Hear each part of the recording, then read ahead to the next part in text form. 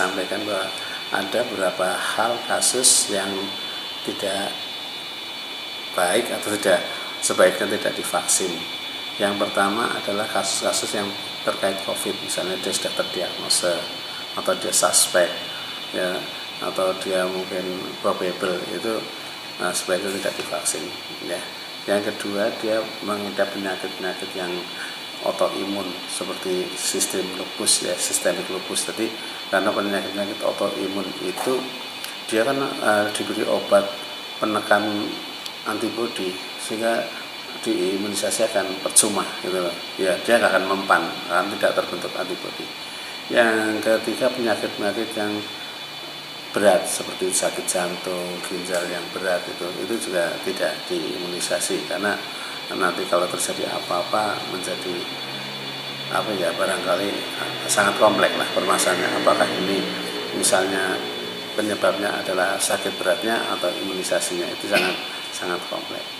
Yang berikutnya, penyakit yang tadi yang mirip-mirip flu itu juga nggak boleh, karena kita juga tahu bahwa ini COVID ini kan gejala flu-nya ada, sehingga jangan sampai ternyata mereka sebetulnya mempunyai penyakit COVID tetapi diimunisasi.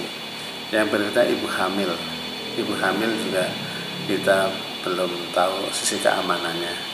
Terus kemudian anak-anak dan lansia, tetapi anak-anak dan lansia masih dalam proses penelitian, sehingga kita barangkali ke depan bisa saja setelah ada penelitian hasilnya kita akan melakukan penyuntikan pada mereka. Sampai sekarang belum, karena kita lihat di luar negeri kan sudah, ya, jadi karena masing-masing negara harus membuktikan hasil penelitiannya di negara tersebut untuk bisa membeli vaksin, ya. Ada juga sistem penyakitnya seperti rematik yang menggunakan steroid itu, obat penyakitnya yang menggunakan steroid itu memang menekan sistem kekebalan. Nah, padahal kalau steroidnya dihentikan dia akan kambuh. Kalau di steroid teruskan, diimunisasi, dia akan tidak terbentuk kekebalan. Itu gambaran-gambarannya yang akan kita lakukan, sehingga di pendaftaran itu ada penyakit penyerta yang disampaikan.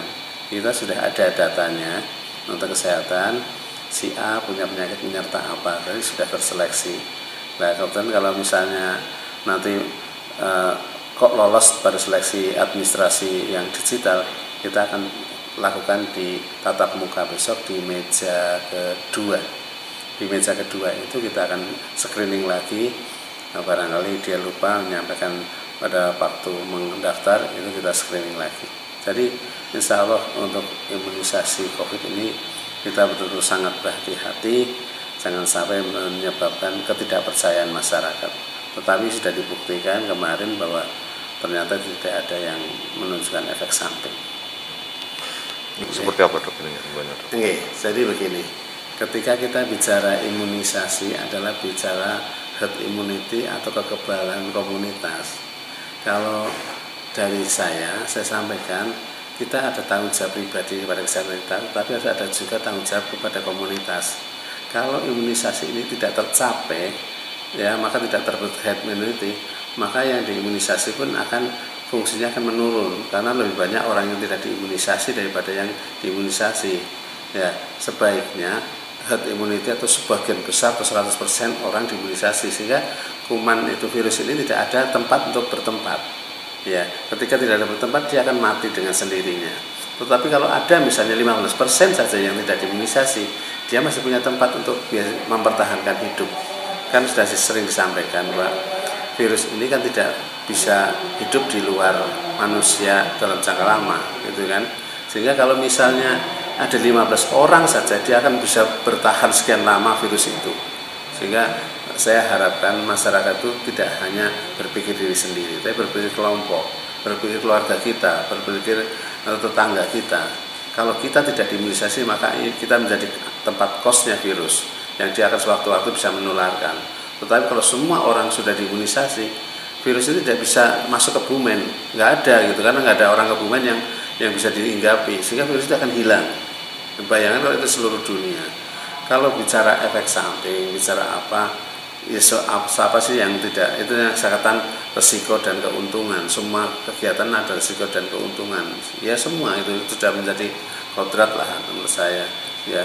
Tetapi ketika bicara komunitas, kita sebagai manusia, tanggung jawab sosial kita apa?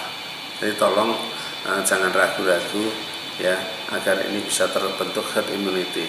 Ya nggak usah melihat yang tayangan-tayangan yang mungkin yang lain ya, tetapi saya ingatkan bahwa imunisasi adalah untuk membentuk kekebalan komunitas. Kalau Anda tidak diimunisasi, maka Anda menjadi tempat numpang virus sementara dia belum dapat orang lain. Tetapi kalau 100% orang di Kebumen diimunisasi, virus itu tidak ada tempat untuk singgah sementara, dia akan mati. Demikian.